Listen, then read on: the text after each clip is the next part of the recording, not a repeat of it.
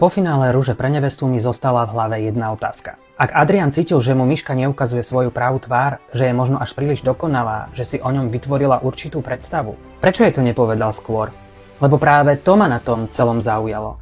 Pri Sabine sme videli, že jej vedel povedať, čo sa mu nepáči, vedel jej nastaviť zrkadlo a ona na to reagovala. Ale pri Miške, ja si nepamätám moment, keď by jej toto povedal na rovinu. A potom príde finále, bosky, romantické rande, rozprávková atmosféra, kľúčik do izby, takže sa mohli porozprávať bez kamier. A zrazu sa dozvie, že vlastne nie si tá žena, ktorú si ten človek vybral, pretože mal o tebe pochybnosti už dlhšie. Ja som totiž počas celej série nemal pocit, že by som poznal skutočnú Mišku. Hovorila o ťažkých veciach vo svojom živote, ale emócie si akoby stále držala pod kontrolou.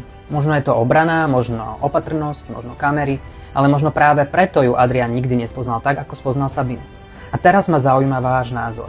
Bol Adrian k Miške férový, alebo jej mal tieto veci povedať oveľa skôr? Napíšte mi do komentára.